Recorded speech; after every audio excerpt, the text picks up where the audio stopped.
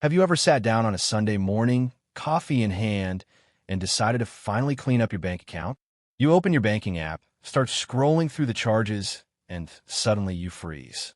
There's a $9.99 charge from something called StreamFlow. You don't remember signing up for StreamFlow. You don't even know what StreamFlow is.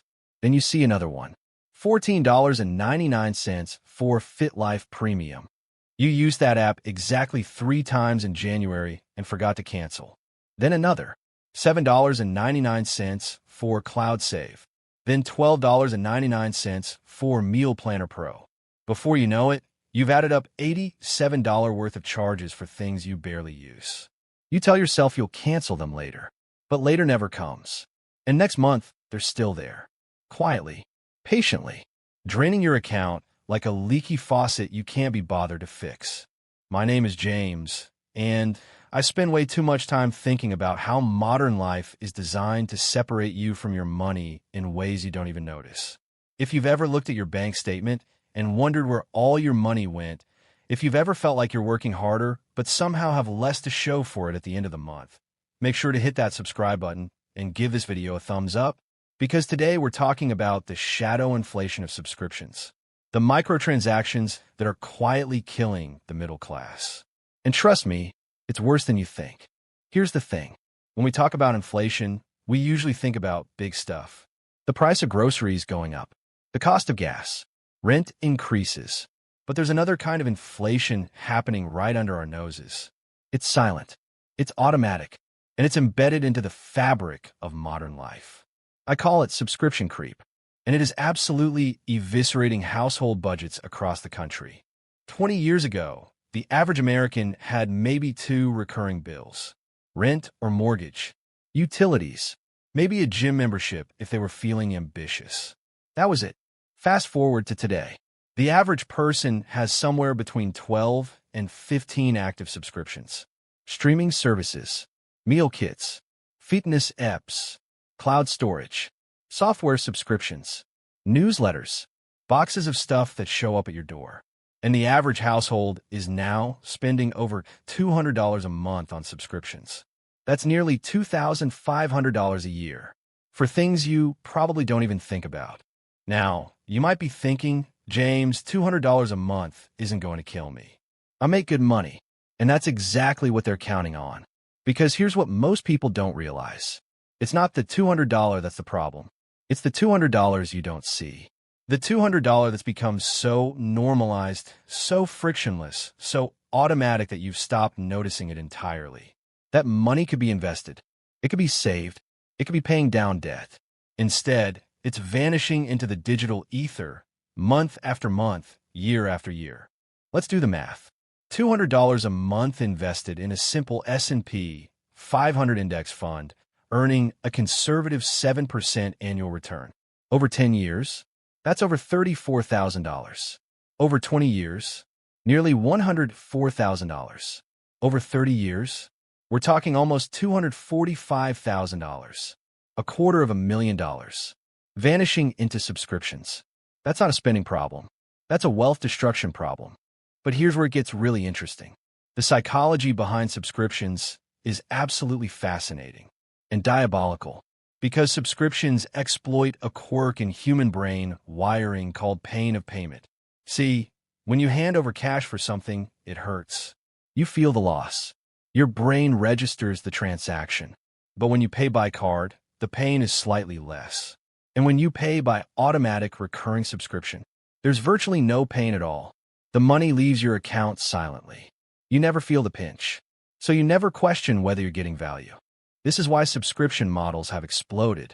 Companies have figured out that if they can make the payment invisible, you'll keep paying forever. Even for things you don't use. Even for things you forgot you signed up for. There's a reason every company on earth wants you on a subscription. It's not because they care about your convenience. It's because subscriptions create predictable, recurring revenue. And once you're in, most people never leave. Let me give you some numbers that'll make your head spin. A 2023 study found that the average person underestimates their monthly subscription spending by about $133. Think about that. You think you're spending $50 a month on subscriptions. In reality, you're spending $183. You're off by more than the actual amount you think you're spending.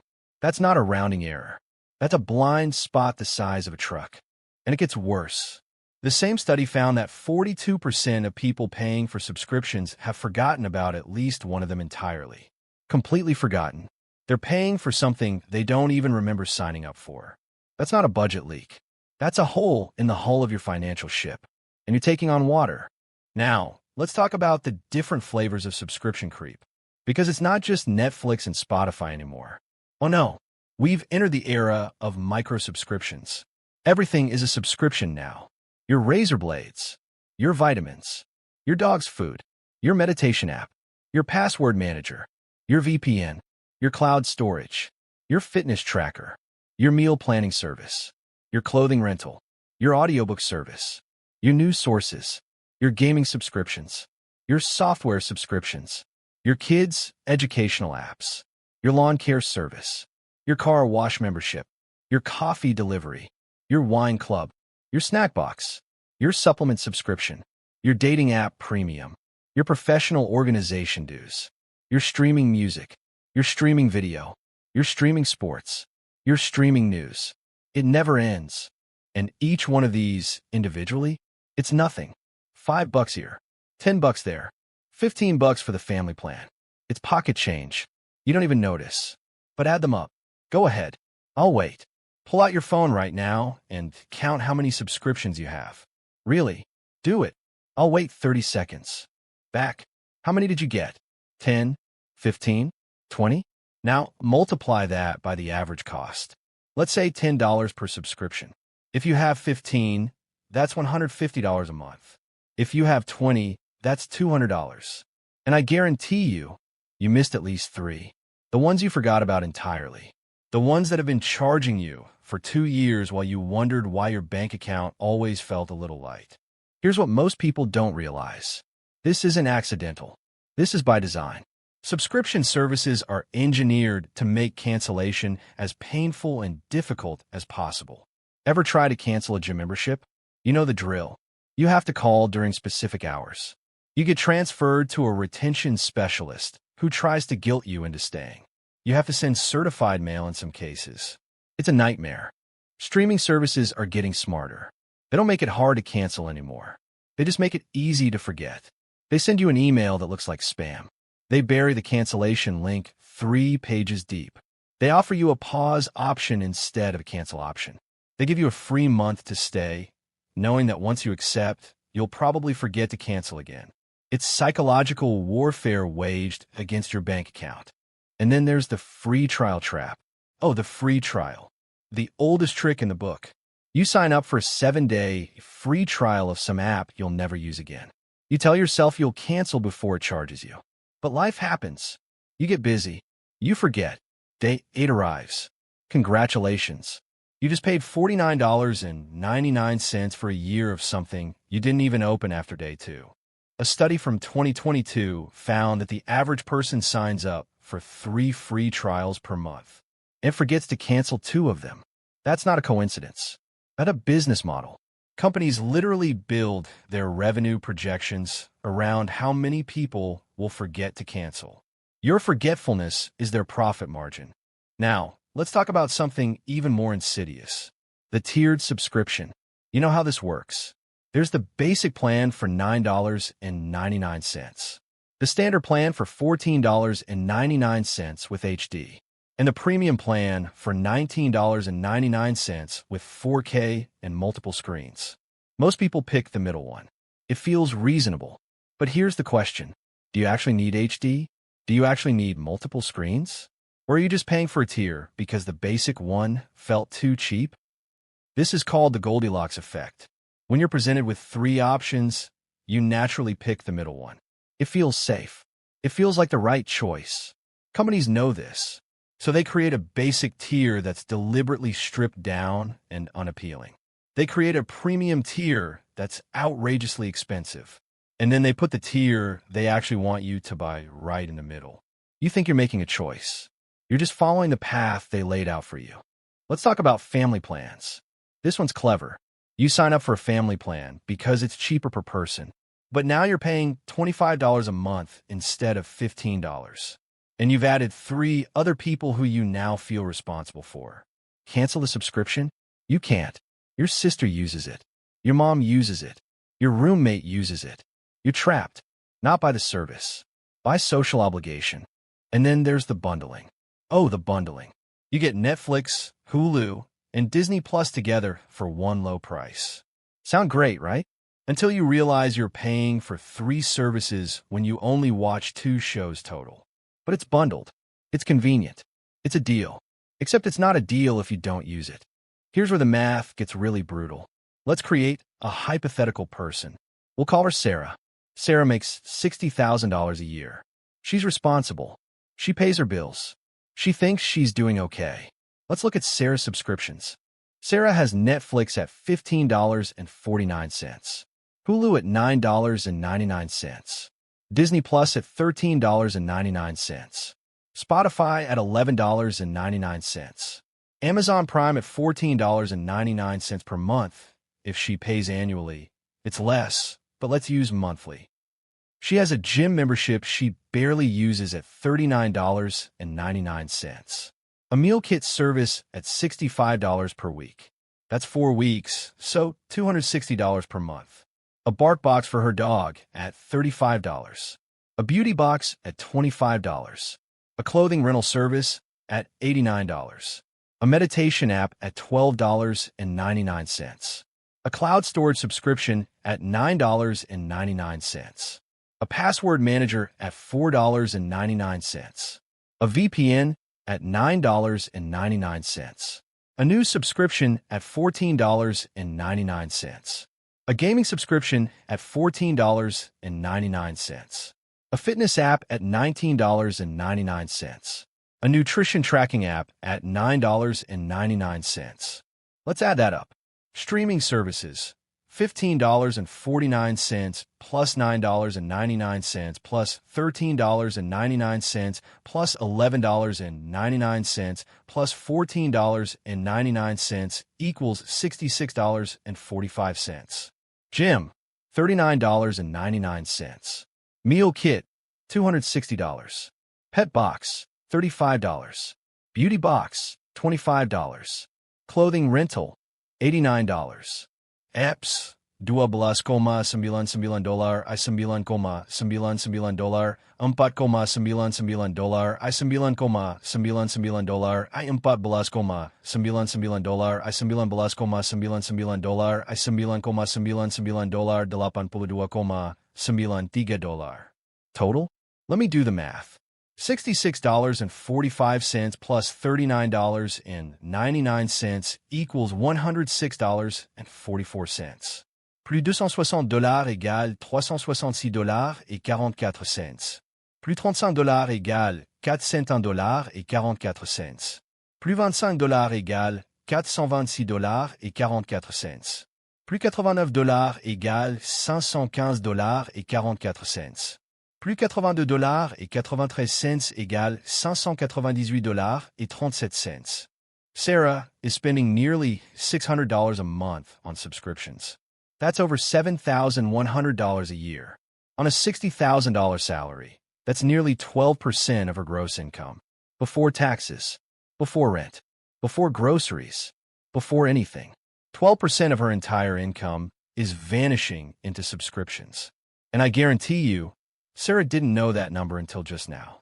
Now, Sarah's example is extreme, right? Nobody has that many subscriptions. Except they do. Maybe not all of them, but different ones. The specific services change. The total doesn't. The average household is bleeding money through 1,000 tiny cuts. This is where it gets really interesting.